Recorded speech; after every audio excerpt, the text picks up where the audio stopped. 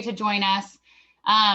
We know that it's been kind of a stressful couple of days for everyone. And so we're just really glad that you have taken some time out to be here. And, we just really are really grateful for the opportunity to kind of come together and realize that we all have sort of shared goals to support children and to be the best we can be with all the kids that we work with. And so, no matter what side everyone's falling on, I know it's probably been stressful regardless and everyone's tired. So thanks for being here, taking your time, and just know that I think we have all so much more in common than not, because we're all here really supporting, wanting to do the best for all the kids that we work with. So just wanted to put that out there. If anybody else has any thoughts or good sort of self-care resources to share, please go ahead and put those in the chat, because I think it's really important that we're all taking really good care of ourselves right now during kind of these stressful times in our nation. So, all right. Okay. So again, usually you come in muted. So we'd love you to chat things in. And then if you have something to share or during the case presentation, we can always unmute you, or you can unmute yourself. We'd like you to keep your camera on if at all possible, just because, as we mentioned last time, Echo is a really interactive experience where we really want to feel like we're all a community and we're all kind of sharing in this discussion and this learning opportunity together. So if you could do that, that would be wonderful. If you want to receive a completion certificate, then we want to make sure that you have you're logged on individually with your first and last name.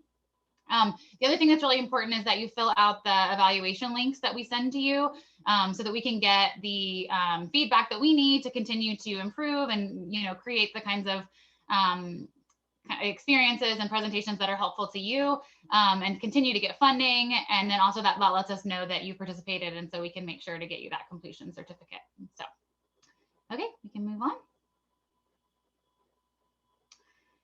All right, so today we kind of have done our introduction. Oh, Lenny's giving us some self-care tips, which is good for everyone. I think if we can limit some of our access to media in any way, that's good. I know it's easier said than done. So, introduction, I didn't say, I'm Skylar Bellinger. I'm a psychologist here at KU Med Center in Kansas City. And I'm part of the Telehealth Rocks and Can Do team. Oh, and Alice says, don't look at the news. Good job, guys. Okay, so we're doing our introductions, and then we're going to do about a 20-minute didactic presentation, focusing specifically on supporting children with anxiety, but maybe it'll help some of us today too, of some ideas to help anyone who's kind of dealing with some anxiety.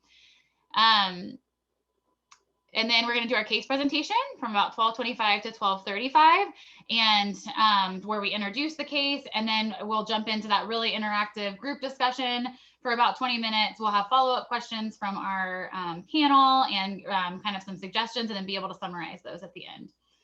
Remember, when you see the level up sign right there, that means that we want to hear from you, and we want to talk about not only the concepts, but how you've applied those concepts in your setting or in your work with kids. So thinking about how to take that to the next level. Maybe it's something you already know, but maybe it's something that you never thought about using in this context, or something you could share with parents in a different way, or something like that. Okay. Okay, and I already kind of mentioned the survey, so just please make sure that you've completed, if you've received the pre-cert training survey, you should have received that with the link, Telehealth Rocks at KU. Hello, this is just me. I've got class streaming on the other thing. Oh, hi. Make sure you have mute. Perfect. And then we'll do a post-training survey. So you'll receive an email with the survey, another survey, to kind of talk about what you've learned and what you thought about this series. Okay. All right, I'm going to turn it over to our presenters, Dr. Lenny Swales and Dr. Steve Lassen. Great. Hi, everyone. We're so excited to see you today. Today, we're going to be talking about supporting youth with depression and anxiety. You can move on to the next slide. And just like Dr. Bellinger had already said, she's going to be our host today. I'm Dr. Swales. I spoke with everyone last week or 2 weeks ago, I guess now, about disruptive behaviors. And then our other presenter today is Dr. Lassen. Dr. Lassen, do you want to say hi and introduce yourself? Hi, everybody. It's good to be with you. I don't have much to say in terms of introduction. I'm a pediatric psychologist at KU Med. Thank you. Next slide. So of course, this is our bias disclaimer. The information that we're talking about today is based on the current evidence that we have as a profession and based on accepted practice. But we encourage everyone. This is, we're discussing ideas and research and things like that together, and we trust that you guys are going to be the amazing professionals you are and figure out how best to apply these things to the children and families that you work with. Next slide. So our goals today is we want to better understand anxiety and depression, both in general and also in the context of the COVID-19 pandemic. We're also going to talk about some specific strategies to use that will help address anxiety and depression. And then we're going to be spending a good chunk of our time today working through a case presentation from Donna Glover. And we'll be discussing how to apply some of the strategies that we're talking about both today as well as last time, as well as other strategies to the specific situation with the family that she works with. Next slide. So first, this is kind of a recap actually from information we had shared at the last echo.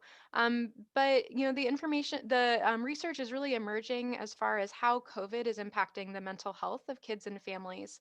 And in this study that was reviewing 22 studies worldwide, they found that there have been mental health changes for kids and youth. Specifically, that there's been noticing a pattern of younger children being more clingy with parents. And we'll be talking about some of that today as it could be related to anxiety. Older children appearing more despondent, which would indicate some concerns for depression, which we'll be talking about today. And then overall increased parent stress. We know that when someone's having distress, those negative feelings can either turn inwards, where we talk about internalizing symptoms, things like anxiety or depression or low self-esteem, or those negative feelings can turn outwards, where you might see more disruptive behaviors, acting out tantrums, meltdowns, or aggression. So even though we're talking today about anxiety and depression, I think these things are also potentially relevant for the families you work with that have more acting out or disruptive behaviors too. Because we know those negative feelings can either turn in or out, right? The other thing that was an important takeaway that I took from this review of studies is that we don't need to reinvent the wheel here. The same strategies that we already know are effective for pediatric mental health will be applicable for pediatric mental health in the context of the COVID-19 pandemic.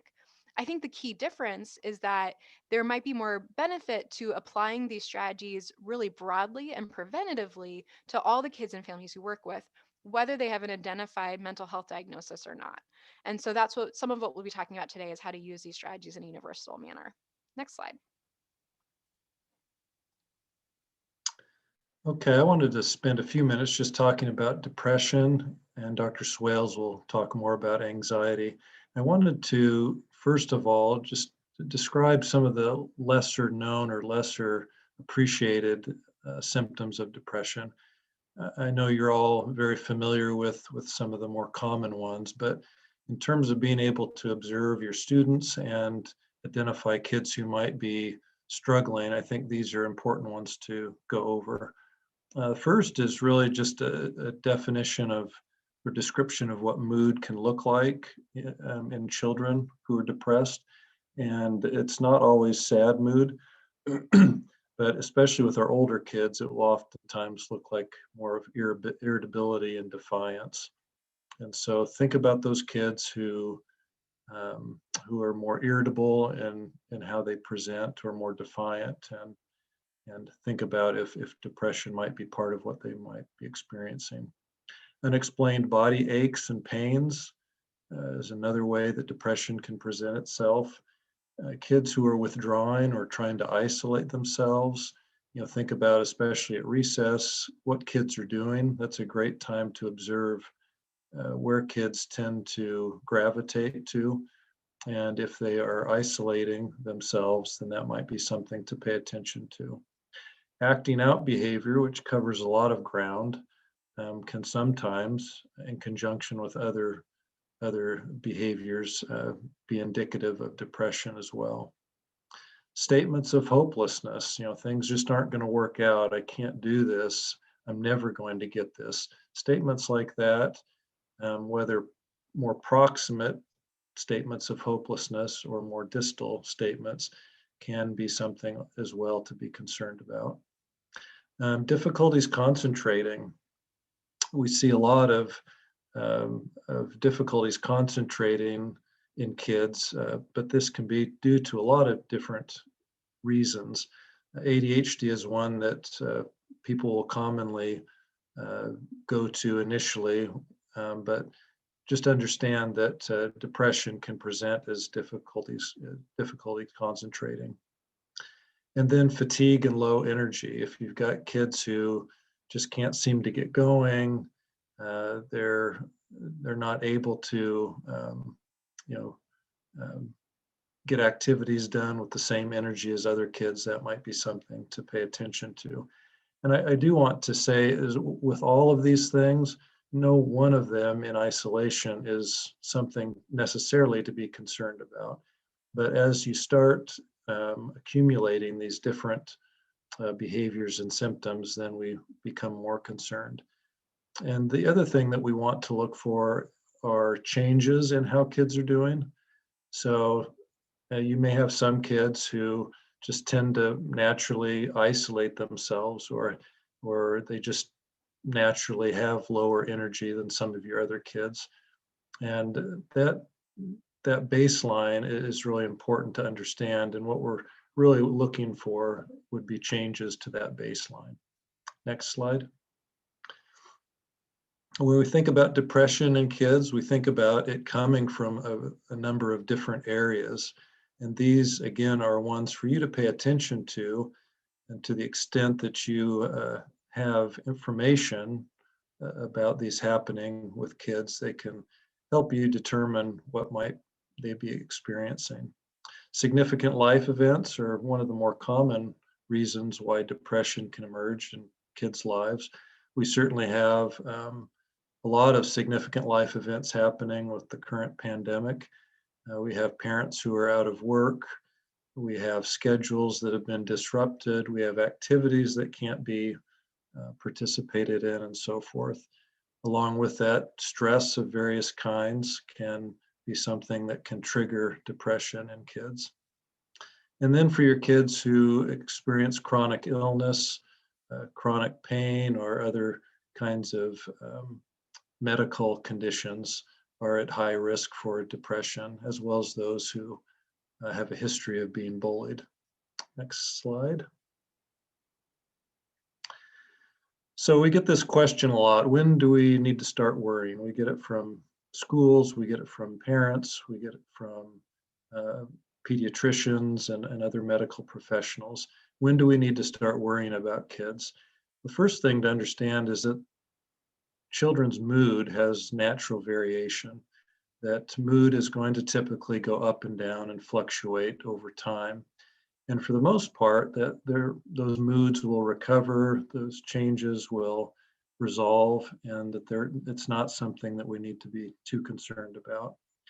But perhaps three factors to leave with you today would be helpful in answering this question of when to worry and when to maybe do something different. The first is, to what extent do the symptoms interfere in the child's life? To what extent is it getting in the way of them accomplishing their schoolwork, being successful in social interactions, or just getting along in their environment? The more interference there is, the more we ought to be worrying. The second is persistence. How persistent are they? If things are just happening for a day or two, that may not be something that you need to worry about. But as symptoms and interference and problems persist over time, then we become more worried. And then just the severity of the symptoms and the behaviors. Even one or two changes in a child's mood, if they're very severe, can point to something that needs to be dealt with more immediately. So those would be some things to just keep in mind when you're trying to figure out, is this something that we need to do something about? Next slide.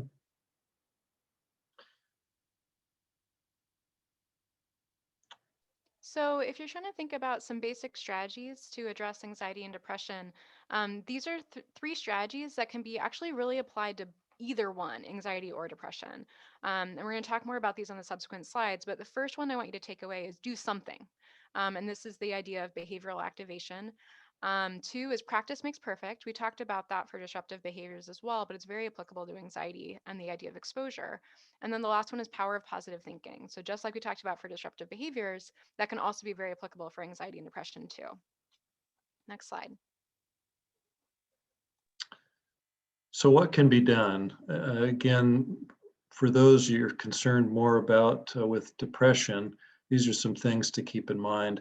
And I think you can consider your classrooms and the kids that you work with in terms of different tiers. So most of the kids that you work with, you probably don't have significant concerns about. And so I want to start with some suggestions that would be helpful for anyone that you're working with. And that can be preventative in a lot of cases for those who might be at risk. So one of the activities I like to suggest is called 3 Good Things. And this is a really simple activity where you just have kids write down 3 good things that have happened that day or maybe the day before. And it really starts to get their thinking changed and refocused to the good things that are happening in their environment. Unfortunately, a lot of those good things get lost as we experience stress and as we are busy with activities. So that's a really nice way to shift kids' thinking and focus onto what is going well for them in life. Providing regular opportunities for physical activity. Dr. Swales mentioned behavioral activation. This is part of that. I hope that your kids are getting a lot of opportunities to get outside and be physically active. We know that stimulates certain neurochemicals in the brain that help mood improve naturally. And then meditation moments. I'm hearing more from schools about some of these activities that they're doing with a lot of benefit for kids. And that is just taking some time where you can practice some deep breathing or some mindfulness exercises. So those are some things that would be good to implement for everyone. And then for those who you might be more concerned about, here are some other suggestions. And these are things that take a little bit more time, so these wouldn't be feasible to provide everyone, but for those students that you're more concerned about. One is finding some ways to give more frequent feedback. These kids really do benefit from more frequent checking in, and it doesn't have to take a long time. It can be a quick question. How are you doing right now? For some kids, we develop a rating system where they can rate their mood. And so, if that's something that you can develop with kids, then that's a real quick way to find out how they're doing. Where are you at right now? You were at a 5 an hour ago. Where are you at right now? Scheduling pleasant events. So for kids who are struggling more with their mood, they may need a more structured way to make sure that they're engaging in activities that are enjoyable for them. And again, these don't need to take very long, but they can really serve to enhance mood. Encouraging social interactions. You have to be careful with this because we don't want to force interactions that may be more stressful for kids, but if a child seems to interact well with a particular student, then maybe getting those two together at regular intervals could be very helpful.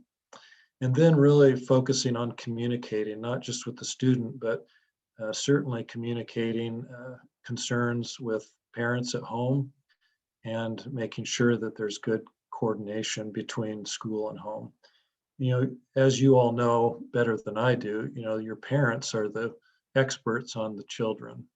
And so we really do need to listen to the parents, to what works at home for them, what doesn't work at home, and really be able to create a plan that's going to be effective for that child. Okay, next slide. So I'm going to shift gears and talk a little bit about anxiety. So anxiety can have a lot of different causes or triggers. Some people just have more of a natural predisposition to feeling anxious or to worrying about things. There's also changes in our lives, just like Dr. Lassen was talking about, that can increase likelihood of anxiety. And I think the COVID-19 pandemic seems like a great example of that.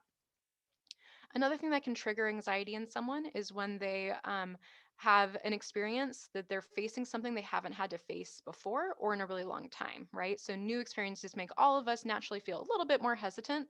And then if you're already predisposed to anxiety, that could become much more significant.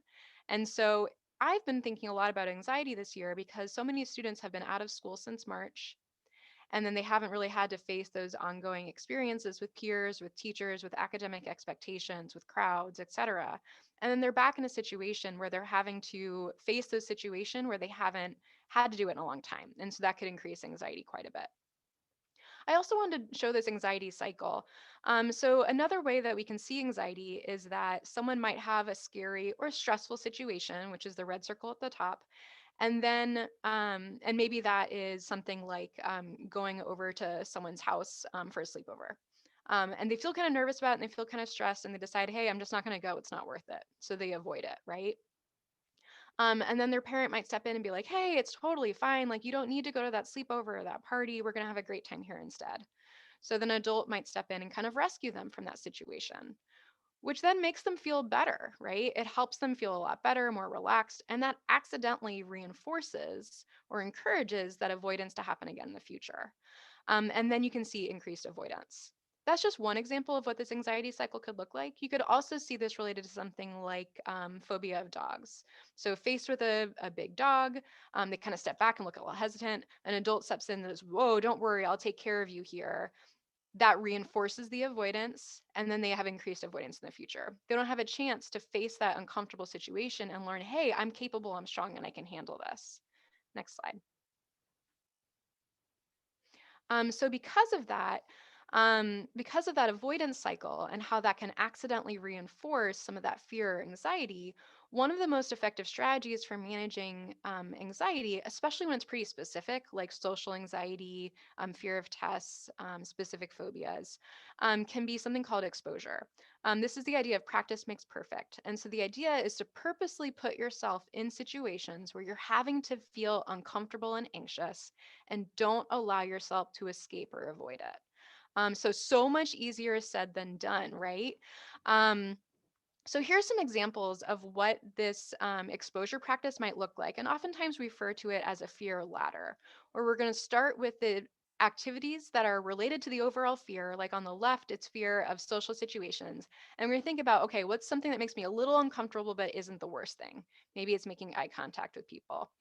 And then what's the most scary thing I could imagine related to this kind of overall fear of new people? And that's asking a group of friends to play together and be the leader.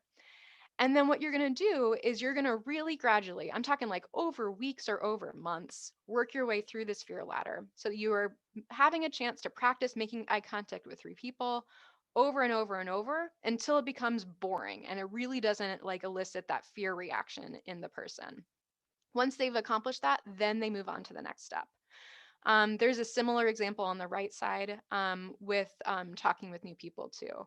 And so the idea is that you're helping them see like, hey, I can do this. I can face this situation, avoiding that cycle that we just talked about, and showing them that and avoiding reinforcing that anxiety. So I've got a level up here in the corner. This idea of kind of practice makes perfect or a fear ladder can be applied to a lot of different situations. And one that I hear schools doing an awesome job applying it to really often is separation anxiety or school refusal. So I'm curious for you guys, what have you done at school to help children be able to do that practice makes perfect idea, thinking about what would a fear ladder look like for a child who's having separation anxiety or school refusal?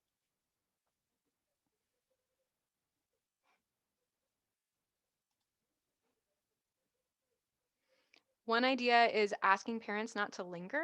That's a great example because we just talked about how adults will step in and do some of that rescuing, right? Which accidentally reinforces that anxiety cycle. So that's a great point to kind of remove that parent that might be kind of acting as a crutch and inadvertently reinforcing that anxiety.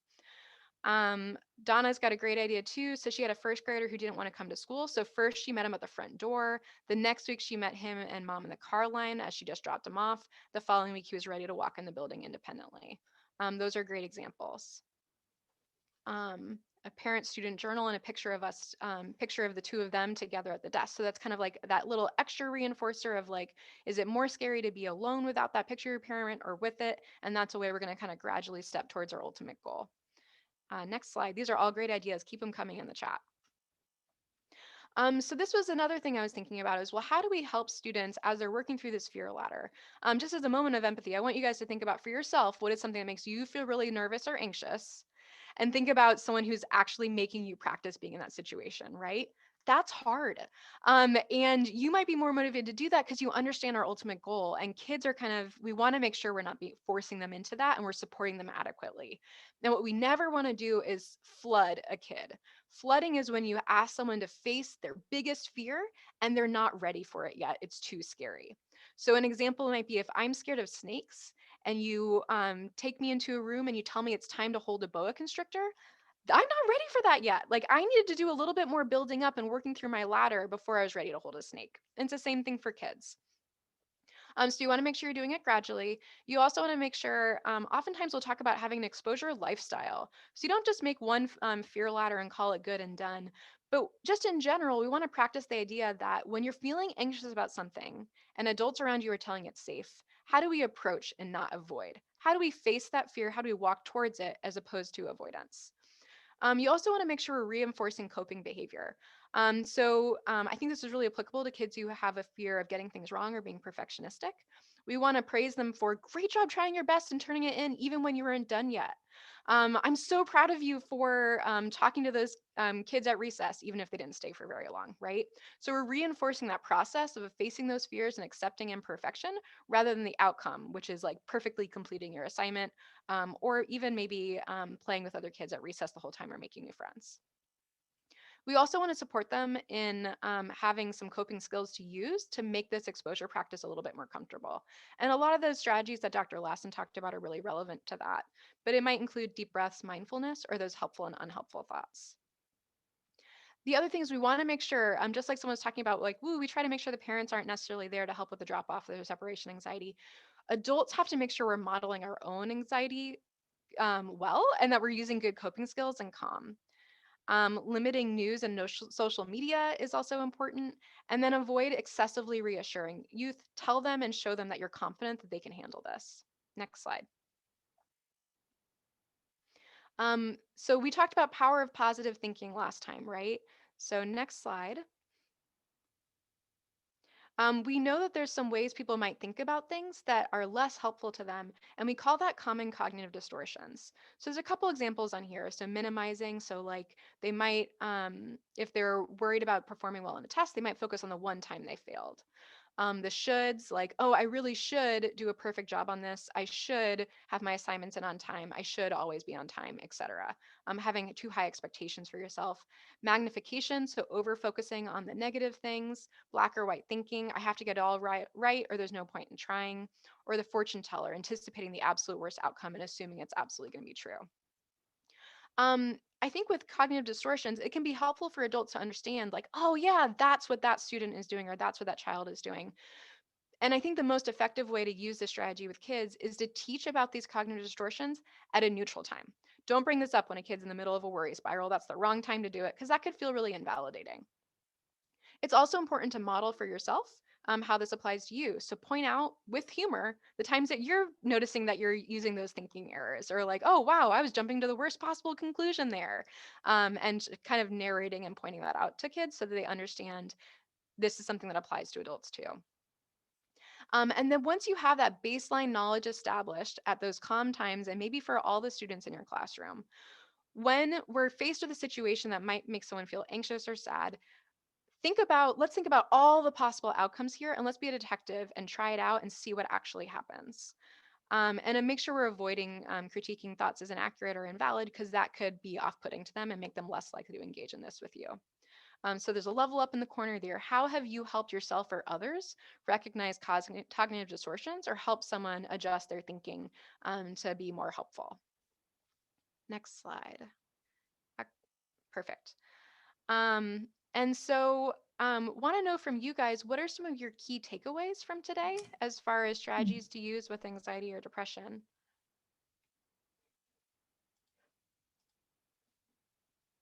You want them to chat those in? Yeah, that would be great. Maybe one thing that you learned that was new or that you want to try with some of the students that you work with that have anxiety.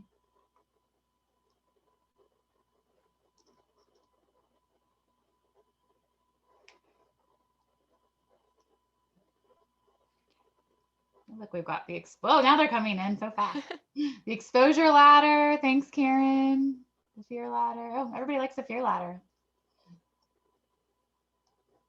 So next slide, while people are giving some ideas, this is really helpful feedback, everyone. We also have some resources we want, and this will be on the slides that will be sent out to everyone too.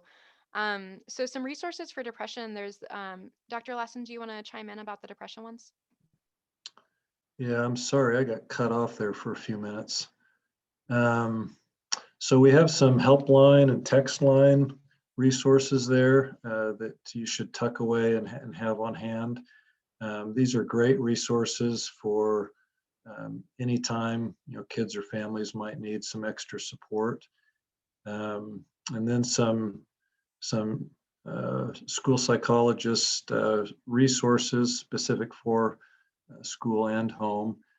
And then just some books that are great resources for parents and kids. One of my favorite things about the Helping Your Anxious Child book that's on here is they really walk parents through some of that avoidance cycle and talk through how parents might accidentally reinforce anxiety. And they also help break down on a week by week basis, how could you do some exposure practice with your child at home? So it's a really nice practical tool. The What to Do When You Worry Too Much notebook is a great one. It's more of like a child's activity book, and it helps kids recognize when their thoughts are causing them more anxiety or unhelpful as opposed to helpful. It's probably targeted well for the elementary school and maybe early middle school ages. Next slide. I just want to jump in. There's a couple of good apps that were coming up. Donna was saying Go Zen is a great website for anxiety, and they have family and school resources. I really like the Super Better app, and that gives you some of these things you guys are talking about, just like taking a walk, getting a drink, going outside, and it's like a kind of a video game that you get to take different, you get to be a superhero and you get different points and you level up for different kinds of really just strong, positive, cognitive behavioral strategies that we know help with anxiety and depression. And then the Calm app, and there's a couple other apps I'll put in the chat as well that I think that could be really helpful for families and kids and us.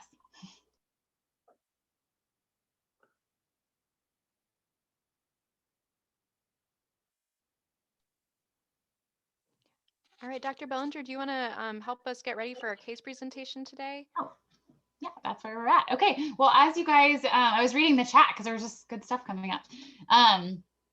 So as you guys remember last time, again, a big piece of ECHO is the kind of collaborative nature, the all teach, all